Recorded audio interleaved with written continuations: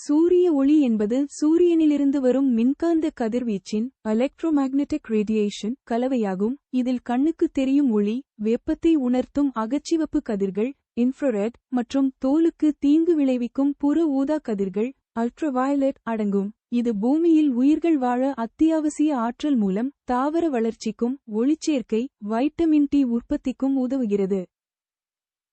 சூரிய ஒளியின் கூறுகள். 1. கண்ணுக்கு தெரியும் ஒளி விசிபிள் லைட். இது வானவில்லின் 7 வண்ணங்களின் விப்யோ, violet, indigo, blue, green, yellow, orange, red கலவையாகும். நாம் பார்க்கும் ஒளி இதுவே. 2. அகச்சிவப்பு கதிர்கள் இன்ஃப்ராரெட். இவை வெப்பத்தை உண்டாக்குகின்றன. நாம் வெயிலில் இருக்கும்போது உணர்வது இந்த கதிர்களே. மற்றும் 3. புற ஊதா கதிர்கள் அல்ட்ராவயலட் யூவி. இவை கண்ணுக்கு தெரியாதவை, ஆனால் தோலில் வைட்டமின் டி உற்பத்தியை தூண்டுகின்றன. அதே சமயம் அதிகப்படியான யூவி கதிர்கள் தீங்கு விளைவிக்கும். சூரிய ஒளியின் முக்கியத்துவம். 1. ஆற்றல் மூலம். பூமியில் உள்ள அனைத்து உயிர்களுக்கும் இது அடிப்படை ஆற்றல் ஆதாரம்.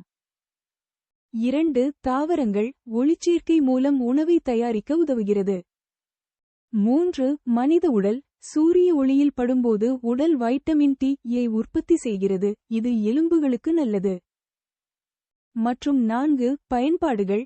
சூரிய ஒளியை மின்சாரம் மற்றும் வெப்பமாக மாற்ற முடியும். சூரிய மின்கலங்கள், சூரிய வெப்ப அடுப்புகள் போன்றவை.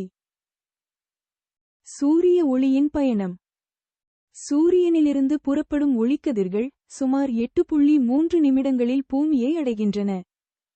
சூரிய ஒளியானது பூமியின் வளிமண்டலத்தில் பட்டு சிதறும்போது நீல நிற ஒளிக்கதிர்கள் அதிகமாக சிதறுவதால் வானம் நீல நிறமாக தெரிகிறது.